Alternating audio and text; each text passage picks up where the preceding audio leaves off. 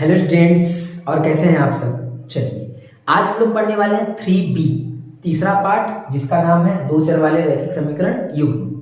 ठीक है, इसमें सबसे महत्वपूर्ण जो प्रश्न है मैं वो प्रश्न आपको बताऊंगा जो पेपर में सबसे अधिक पूछे जाते हैं, और ऐसे प्रश्न को मैं बताऊंगा जिससे आप सारे प्रश्न इसके कर सकते हैं। मैं आपको 2-3 क्वेश्चन बताऊंगा जिससे आपको 3B पूरा क्लियर हो जाएगा। कोई भी प्रश्न इसमें कहा जाए आप सब प्रश्न को बहुत ही आसानी से मात्र 2-3 मिनट में खत्म कर देंगे। चलिए देखते हैं इन प्रश्नों को।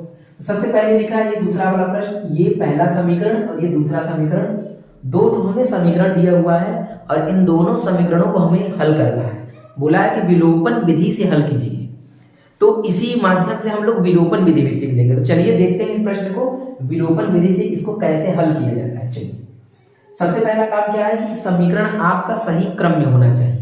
ठीक है, कहने का मतलब क्या है कि जब इसको हम हल करेंगे तो सबसे पहले इसका क्रम निर्धारण करेंगे।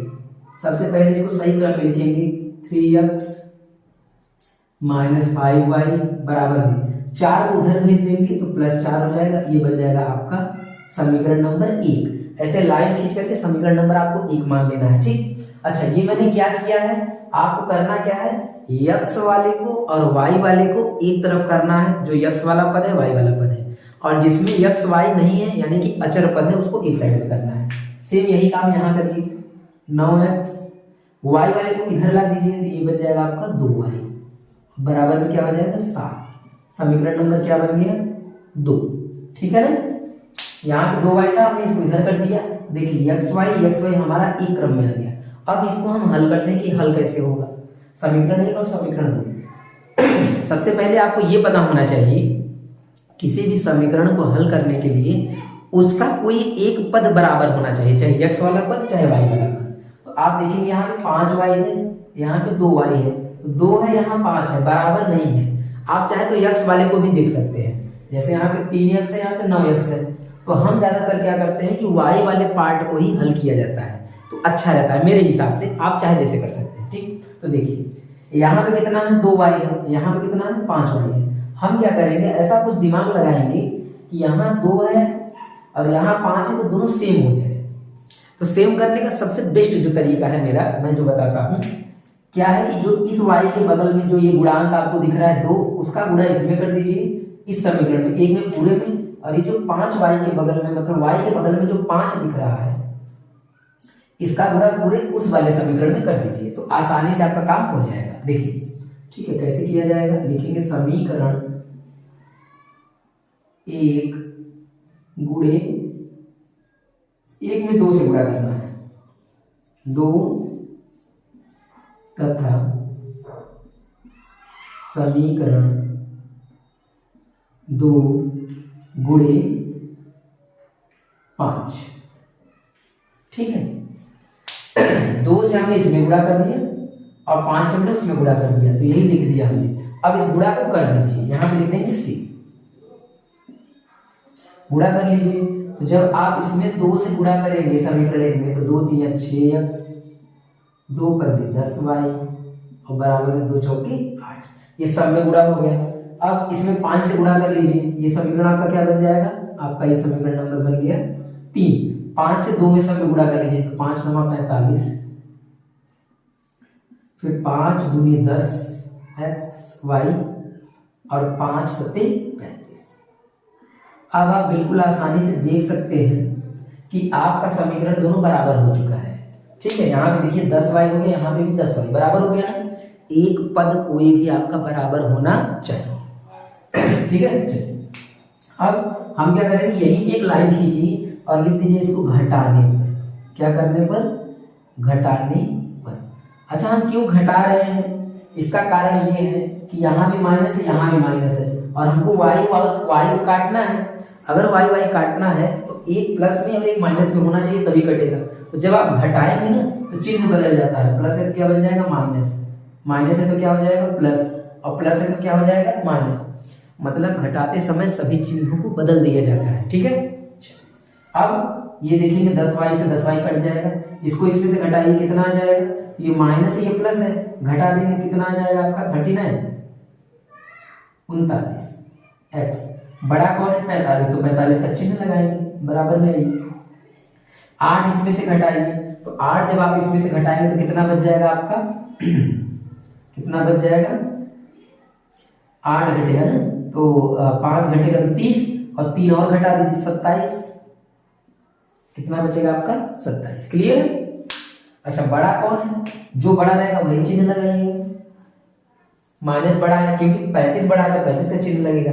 अब ये बटे में चला जाएगा तो x बराबर आपका हो जाएगा -27 बटे में -39। क्यों, क्योंकि जो यहाँ पे x के साइड में मतलब गुणा के रूप में लगा रहता है वो हमेशा बटे में जाता है, तो माइनस से माइनस कट गया और इसको काट दीजिए। कितने से, ये कट रहा है 3 से, 3 से कटेगा 3 9 27 और 3 एकम 3 3 एकम 9। यह आ गया आपका पहला उत्तर, पहला आंसर। इसको बोला था कि हल कीजिए, तो हल करने का मतलब x का मान आ गया। अब हमको y निकाल लेना है, x निकल के इसी तरह से y सेम, ठीक है।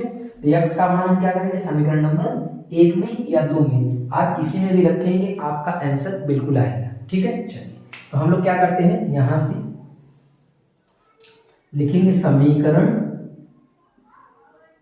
1 में x बराबर 9/13 रखने पर, ठीक। x बराबर 9/13 समीकरण नंबर किसमें रखेंगे, 1 में। तो इसमें रखिए, जहां पे x है वहां पे क्या हो जाएगा, यहाँ पे 9/13 लिखेंगे, 3 गुणा का चिन्ह 9/13 माइनस 5y है तो 5y लिखना पड़ेगा बराबर 4, ठीक है। ये रहा मान रखने का तरीका, मान रखा गया। अब ये कटेगा नहीं तो काट देते, तो इसका गुणा कर दीजिए, तो ये बन जाएगा आपका 9 त्रिक 27 बटे में 13 माइनस 5y बराबर में 4। अब 27 बटे जो 13 है इसको उधर पलट दीजिए, यहां भी प्लस उधर क्या हो जाएगा, माइनस में हो जाएगा। तो -5y बराबर में 4 माइनस 27 बटे में 13।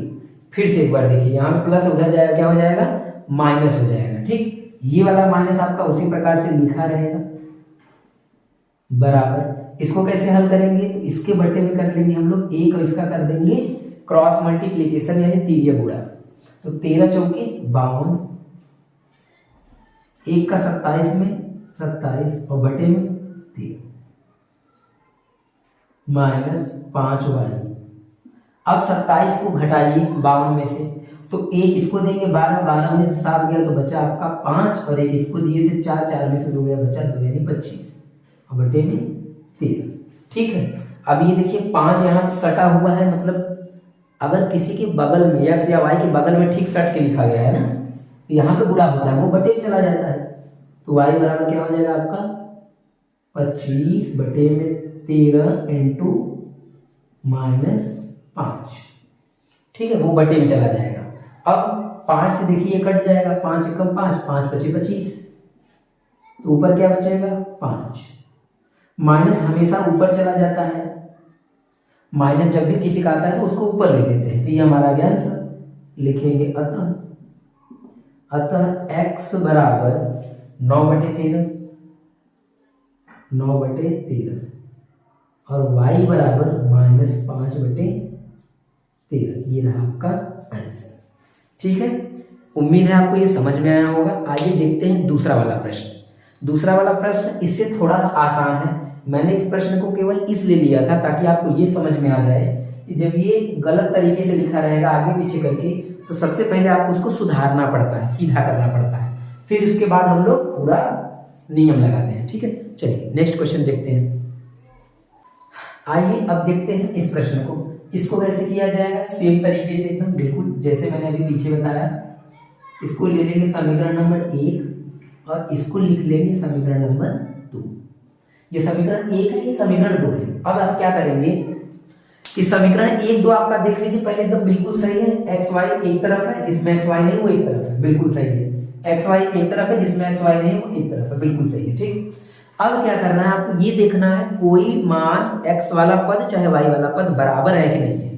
तो आप कहेंगे कि y वाला पद जो है 4 है, y का गुणांक 4 है, यहाँ y का गुणांक 2 है, तो यानी कि अगर इसको हम 4 बना दें किसी भी तरह से, किसी भी तरह का मतलब किसी नंबर से आप गुणा करके ना ये कर सकते हैं गुणा, तो बताइए क्या मैं यहाँ अगर इसमें 2 से गुणा कर दूं तो ये 4 बन जाएगा। 4 और 4 क्या करने लगेगा, मैच करने लगेगा, मिल जाएगा, तो आराम से हम उसको हल कर लेंगे। तो इसके लिए एक छोटा सा लाइन लिखेंगे, समीकरण 2 में 4 से गुणा करने पर, ठीक है।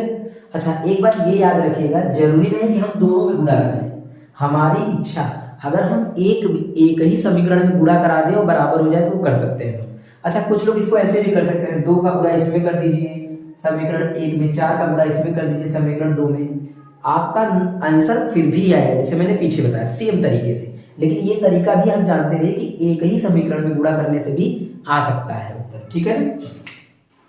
तो देखिए जब हम क्या करेंगे, समीकरण 4 से गुणा नहीं, सॉरी ना, यहाँ पे क्या रहेगा 2 से, 4 से गुणा नहीं होगा 2 से गुणा होगा, क्योंकि 4 से गुणा करेंगे तो 8 बन जाएगा, 2 से करना है, ठीक है। तो 2 से गुणा कर दीजिए, जब 2 से इसमें गुणा करेंगे तो 2 दूनी कितना बन जाएगा, ये 4x, ये कितना बन जाएगा 4y, और बराबर ये कितना बन जाएगा 4 बन जाएगा, ठीक। अब ये बन गया समीकरण नंबर आपका कौन सा, तीसरा।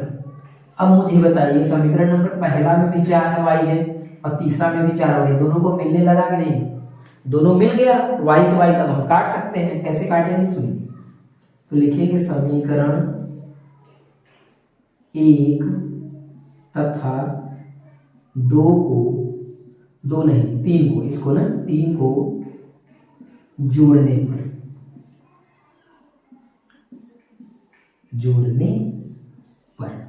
ठीक है। अब जोड़ दीजिए, कैसे जोड़ेंगे सुनिए। अच्छा एक बात ये याद रखिए, कब जोड़ते हैं कब घटाते हैं सुनिए। अगर यहाँ पे जिसको हम काट रहे हैं वो प्लस में है और यहाँ पे जिसको हम काट रहे हैं वो माइनस में है, मतलब एक प्लस में हो और एक माइनस में हो, तो उसको हमेशा जोड़ते हैं, हमेशा उसको जोड़ते हैं, ठीक है। इसको लिखेंगे जोड़ने पे, क्यों, क्योंकि ये माइनस है ये प्लस है, दोनों कट जाएगा। और घटाते कब है, जब दोनों का समान चिन्ह हो तो उसको घटा देते हैं, क्योंकि समान चिन्ह रहेगा तो उसको बदलना पड़ता है इसलिए ना, तो जोड़ते हैं। इन दोनों को जोड़िए तो लिखेंगे 3x प्लस 4y बराबर में 10, इसके बटे में ये लिख लीजिए, बटे मतलब नीचे, इसके नीचे लिखना है, ठीक, बराबर में 4 जोड़ लीजिए। जोड़ेंगे तो कितना आ जाएगा, तो जोड़ने पर कोई चिन्ह नहीं बदलता, केवल घटाने में बदलता है, जैसा कि हम लोगों ने पीछे करा, माइनस प्लस है घट के 0 हो जाएगा, इसको जोड़ देंगे ये आ जाएगा 7x बराबर में 14। अब 7 बटे में चला जाएगा तो x बराबर में हो जाएगा 14 बटे में 7, काट देंगे कितनी बार में, 7 दूनी 14, 2 बार में, तो x का आंसर कितना आ गया 2। अब इस x के मान को समीकरण नंबर 1 में हम लोग रख देंगे, ठीक है। चलिए लिखेंगे समीकरण 1 में x बराबर 2 रखने पर, तो जहां यहाँ x है यहाँ पे आप वहां पे 2 रख दीजिए, लिखेंगे 3 × 2, जब मान रखते हैं तो गुणा का चिन्ह लगा देते हैं, ध्यान दीजिएगा ना, प्लस 4y बराबर में 10, 10। अब इसको हल कर लिया जाए, 3 दूनी 6, 4y 10, इस 6 को उधर भेज दीजिए, यहाँ प्लस है उधर क्या हो जाएगा माइनस हो जाएगा, तो 4y 10 - 6, 4y घट जाएगा 4 आ जाएगा, फिर बटे में 4 चला जाएगा, ये हो जाएगा 4 बटे में 4, काट देंगे कितना आ जाएगा 1 आ जाएगा। तो आपका x का भी मान आ गया, y का भी मान आ गया, तो लिखेंगे अतः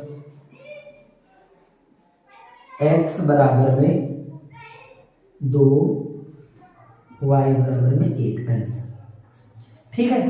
अच्छा एक बात मैं आपको और बता दूं, अगर आप चाहें तो अपने उत्तर का जांच भी कर सकते हैं, चेक कर सकते हैं, कैसे सुनिए। x बराबर 2 है, y बराबर 1 है, इन दोनों मानों को इसमें रख दीजिए, अगर इधर 10 है तो इधर भी 10 आना चाहिए, कैसे सुनिए। x की जगह पे 2 रखेंगे, 2 तिहाई 6 हो जाएगा, और y की जगह क्या रखना है, 1 रखेंगे, 1 चौके 4, 6 और 4 10 आया ना, 10, इधर भी 10, तो इसका मतलब हमारा उत्तर बिल्कुल परफेक्ट है। ठीक है ना। आप इसको इसमें भी चेक कर सकते हैं, इसमें भी किसी भी समीकरण में आप चेक कर सकते हैं कि आपका आंसर सही है कि नहीं है। क्लियर है। 2 क्वेश्चन, ये वेरी इंपॉर्टेंट क्वेश्चन थे दोनों, एनसीईआरटी क्वेश्चन है, इसलिए मैंने इसको इंपॉर्टेंट बोला। ठीक है, तो ये क्वेश्चन आप तैयार रखिएगा, तरीका आपने सीख लिया है। बाकी के जो प्रश्न है आप उसको अपने से लगाइएगा। बाकी मैं कल इसका एक क्वेश्चन बताऊंगा आपको अगले वीडियो में, वो भिन्न वाला होगा, बटे वाला। जैसे कि ऐसा क्वेश्चन है 4 के बटे में 3 और 3 के बटे में 2, ऐसा आ जाए तो उसको कैसे सॉल्व करते हैं, वो भी बहुत ईजी होगा। अगर आपको ये समझ में आ गया है तो वो बहुत आसान लगेगा। ठीक है, चलिए कमेंट में मुझे बताइएगा कि आपको समझ में आया या नहीं आया। ठीक है, धन्यवाद।